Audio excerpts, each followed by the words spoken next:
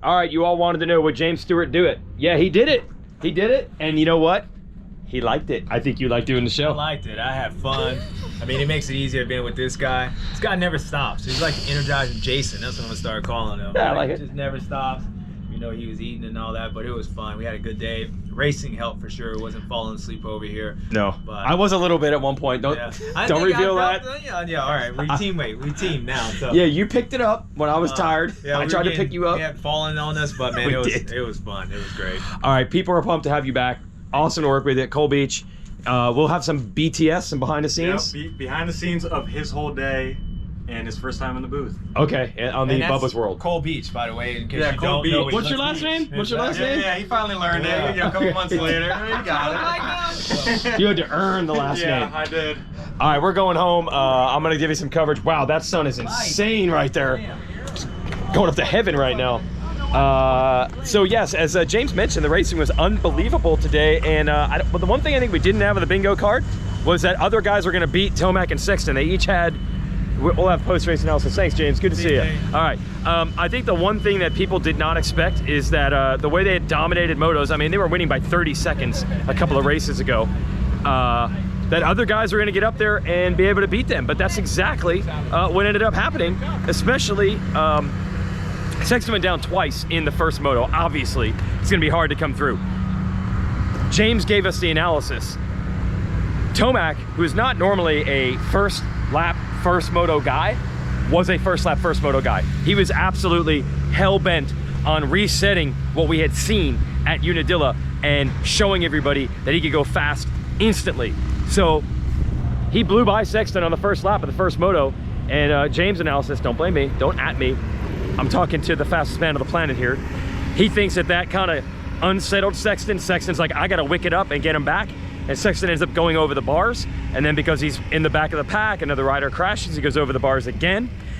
Sexton had to come from last to 7th, which is good, but every point's gonna count. So 7th isn't gonna cut it. Like, it's a great comeback, but that's not enough. And Tomac, with that statement on the early laps to move through traffic, and then he wins the moto, it looks like it's done. Tomac's gonna have a giant points lead, and this championship fight that was so tight, now Tomac has a little bit of pad. But Moto 2, Tomac just couldn't get it done. Now, James' analysis, again, I'll use him. Tomac really likes that MX-14 Dunlop sand scoop tire.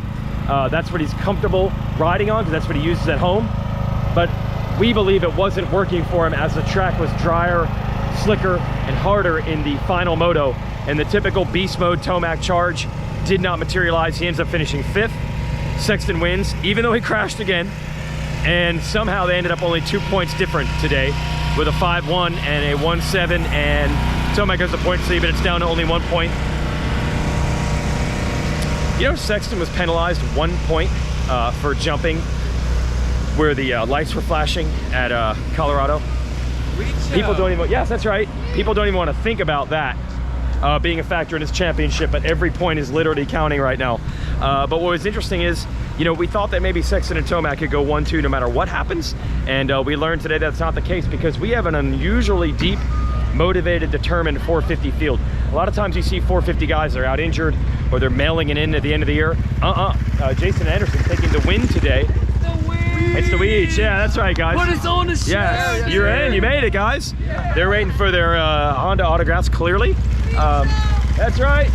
So Jason Anderson, who had been the 3rd place guy, well, today he became the 2nd place guy, and with 2 of those 2nd place finishes, he ends up being the winning guy. Bolton? I'm just here to make my weekly cameo. You didn't throw the banana peel in.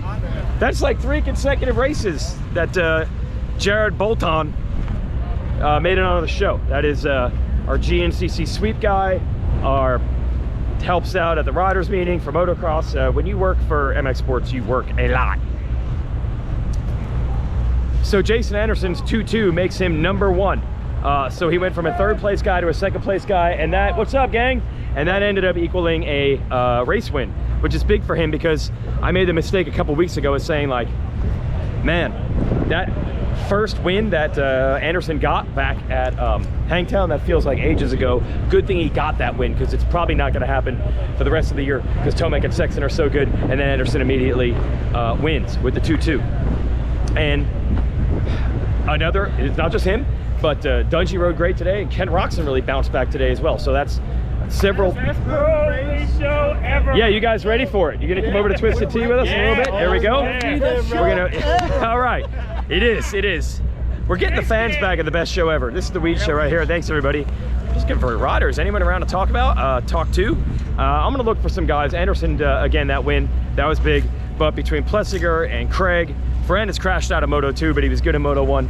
There's so many good 450 guys. Joey Savatgy whole shot of Moto and gave Tomac all he could handle in Moto 2. I have not seen a 450 field this good late in the year, maybe ever, and that's making it even that much more interesting down the stretch. Dude, you rode phenomenal. Thank you, man. Yeah, dude, that was good. That was honestly a lot of fun.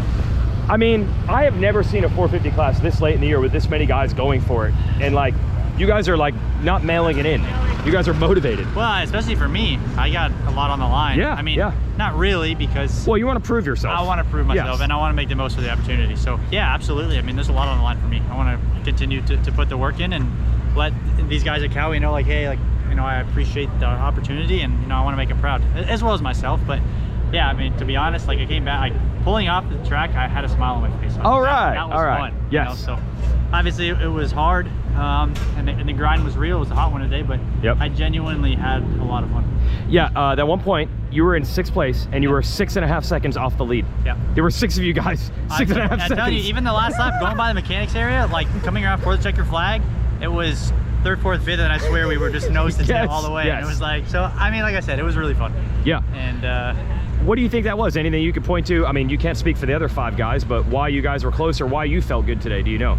For me, I'm trying to learn how to be a better racer. Okay. Obviously, I've always known it, but I've definitely noticed it more this year. Like, my qualifying stuff has been pretty good. Like, I can go fast. Yep. But I'm trying to learn how to translate it to the race and be efficient. Yeah.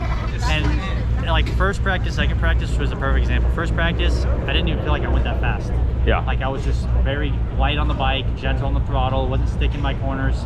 And we went P1, and then obviously mentally that probably wasn't the greatest thing. So I go back out for a second practice, and I like had a stroke, and then I turned into Barsha, and I was wide open everywhere, bouncing off everything, using probably 30% more energy, and I went not really any faster. Yeah. So it was like one of those things that was like, hey, this is your learning lesson for today. Like, back it up. Yep. Let it come to you. And first moto, I just didn't ride good. I got a terrible start. Yep. Which didn't do myself any favors. And then on top of that, just didn't ride that good. So second moto, just got obviously a good start. And when the guys passed me, I really tried to learn how to settle down, because sometimes I get so excited and want to go so fast that I go backwards. I see. And it's just like too much going on. Whereas if I just back it up and be easy on the bike, like less is more. And as stupid as that sounds, for me particularly, that is something that I think applies to me every weekend. Like, if I could just learn to relax a little bit, don't feel like I have to come into every corner wide open and then on the brakes wide open. Yeah. I will benefit from that. And that's something that, you know, I've been doing during the week. A lot of my Wednesday rides is I do motos with no clutch or brake, and it's just to learn, like, hey, I mean, and especially this week, like there was corners this week where I was faster in my no clutch, no brake moto mid corner because I had so much more roll speed. And it's so it's teaching me, like, hey, you don't have to be so aggressive all the time. And I think a lot of the second moto, I would contribute to that. I just wasn't trying to overreach, doing what I could in the places that I felt like, hey, I feel comfortable. And then in the other spots, just trying to be light on the bike. You have proof now. You saw it. I mean, it worked firsthand. Yeah, so it did. Now it's up to me to execute the next 4 motos and continue to do it. Not freak out again. Yes. That was good. It kept it exciting. All right. Joey Savatgy right there in the group. This gnarly 450 pack. Real quick.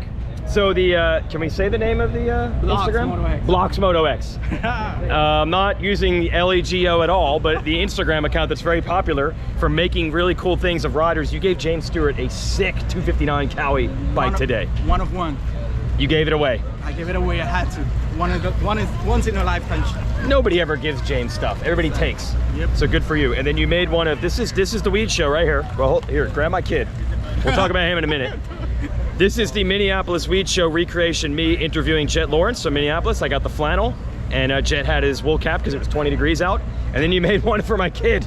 It's 244 KTM, Lane Weigandt. So I can't thank you enough. Like the reaction, we saw you give one to Moran's. Yeah. Like people, including myself, we're beside ourselves when we see these things. So thanks for what you do. Yeah, it's part of it, right? Yeah. You recreate them and then you give them away and you see the reactions of everyone. Like your reaction when I gave you your son. Yeah, it was better than me. Yeah. I mean, it's one thing to have a toy of yourself as an adult, but if a kid to have a toy of himself, that might be the first time that's ever happened in the world. But that's how they feel. They see Same thing. themselves. Yes. And then it's like the inner kid comes alive, right? So That's right. it's part of it. It was good. All right, Now- Blocks Moto X, that's what we're Blocks calling it Moto out. X. Now, I have this bike, but I don't know if we're allowed to show it. Why is that? Oh, coming soon. Oh, well, that's worth at least $17,500, I can tell you that. That's a one of a kind. That's a one of a kind.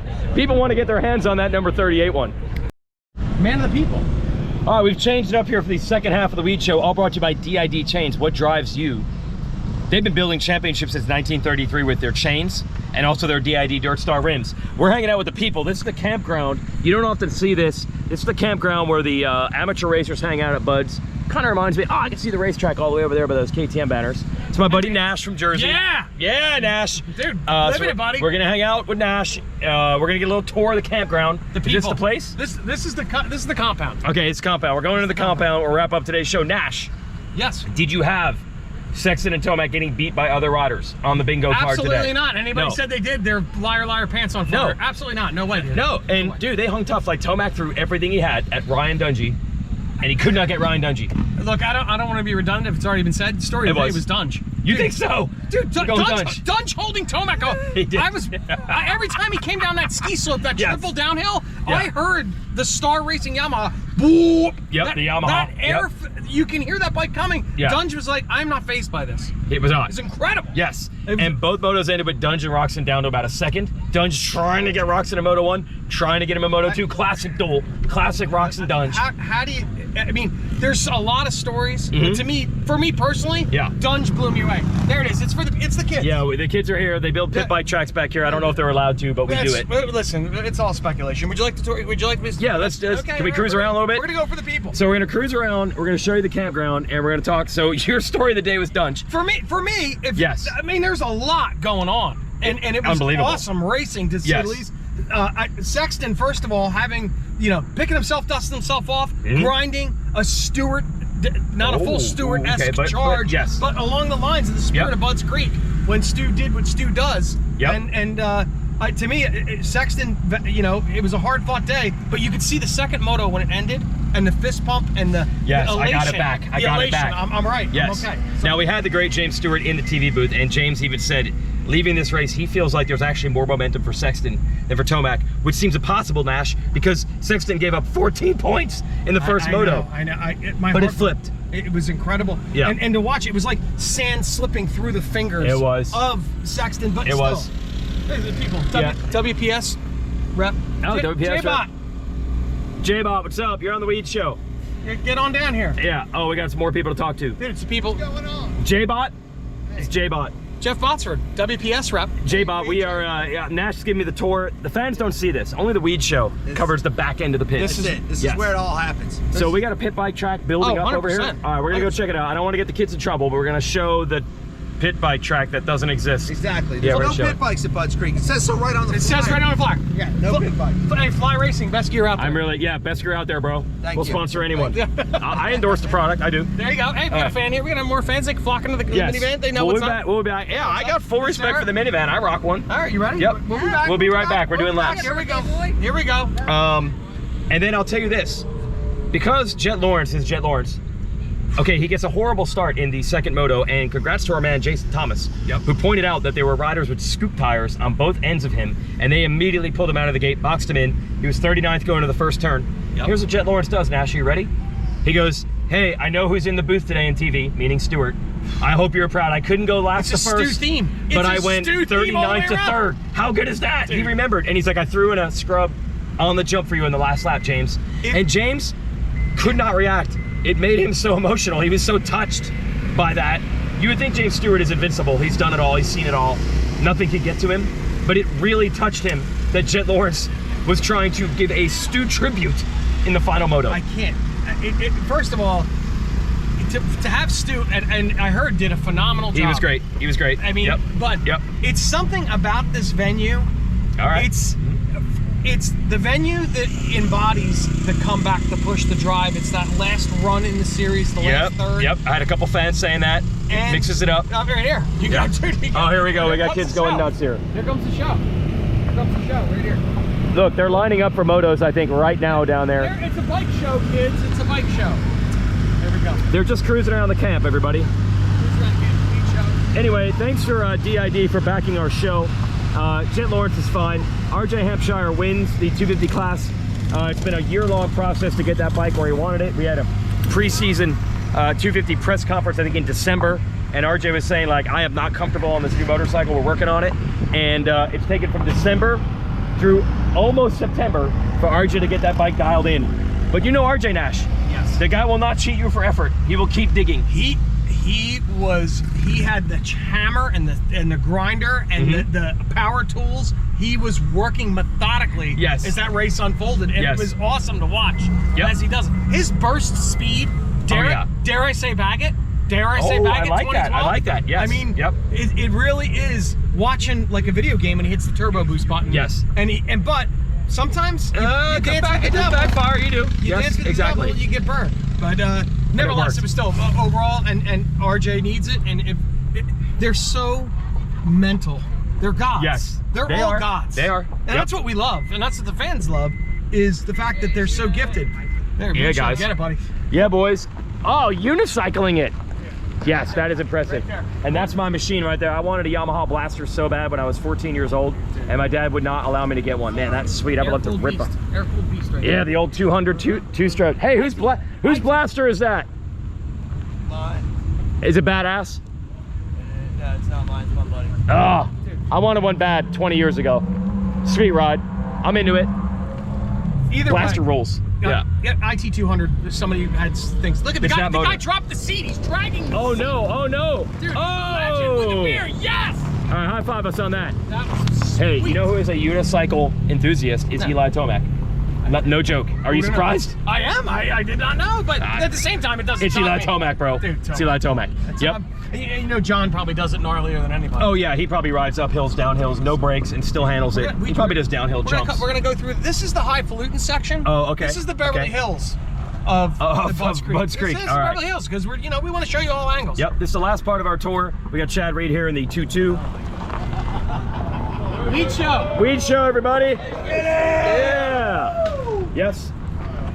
I don't see Verb Moto back here. I don't see Team Fried back here. No. I don't see all the high hitting video guys back here. Only Weed Show breaks the scoops. Listen. Yep. Budds Creek embodies all the tracks. Every national is amazing. They each got the personalities. Washougal, High Point. Oh yeah. Red Bud. I mean, come on, say no more. But Budds, there's something about this place. There is. It's lore. Tomac fans, what's up? It embodies racers to come alive and do what they did today, and that's really the real story. Yeah, Jason Anderson hanging tough, RJ Hampshire hanging tough, Dunge hanging tough, Roxon on the box. It was hot today. I was not seeing Roxon on the podium today, and he got it done. He fought. And was it talked about? There were a lot of changes to this track technically. Well, Ezra Beasley has taken control from his dad. We talked to him on our pre-show yesterday. He now owns the track, and they've been really hyping up the dirt, so it was better. Look, I'm a nobody. I'm a dad, not a fad. That's what I say. Yeah. I'm coming to Budds Creek a lot, not nearly as much as some of the people in this thing, and I'm not claiming that. But usually around 12 noon, and not the day of a national, but normal day of track, the track dries out, and it's fun, but it turns sketchy. Yeah. And it was not that. Obviously today with the pro prep, but even on Friday on amateur practice day, they kept it unsketchy all the way to the end. I was like, wow, that's really, plus then there was changes. Things were different. The downhill triple, that was like a ski slope, just ride down the hill. But, oh yeah, Roxon used it. He actually jumped past Dunge. We got Harleys as pit bikes. Yeah. All right, it's getting out of control here. We're gonna go on the Weed Show. Thanks to DID Chains and DID Dirt Star Rims for backing the show, and thanks for taking the tour. There's more? There's more? I keep coming. We're gonna go to the backside of Henry Hill. Backside of Henry Hill. We gotta get that. Yeah, we gotta get backside of Henry Hill. So Jason Anderson gets the win today, proving that if you just hang tough and you just keep digging, it might seem impossible. He's a reborn Jason Anderson. It's great this year. I love it. I love all the racers. It's so, people say they don't like one or they have a favorite. you love them all. When you love motocross, There's you love this them all. much more camping here. There is. You get Oh a my main gosh. shot. This is So we're back at Henry Hills, what, around this loop? back at Henry Hill, straight ahead. This is Henry Hill. Like right over to your right and straight up that cattle gate. That'll access the two. If you go left, you go one downhill. Henry Hill's to the right. Wow. So when these fans are surrounding the track, it's because they're coming from their campground area back here up to the side of the racetrack. Absolutely. It's a phenomenal. Buds is a fun event. It's awesome. There's no doubt about it. All right, so we've had a great sign off from Buds. Thanks to Dave Nash, my man from New Jersey, fellow minivan enthusiast. Hey, I love dirt bikes. I love racing, and it's an honor to put you in my minivan and drive you around and showcase. It's an honor. It's an honor to be in it. People are the star of this week's show. Weege show, everybody. That's great. Thank you. I love the week's show. Look at this. Now we're doing some pit bike maintenance. Pit bike maintenance on the Starter, Coleman there we camper go. bike. Weege $700 Weege Weege show, right everybody. here. Yes. Right here. Yep. All right, we're gonna go. Thanks to DID for backing our show. Thanks to the riders for fighting and making this championship that much more interesting. We will see you at Indiana.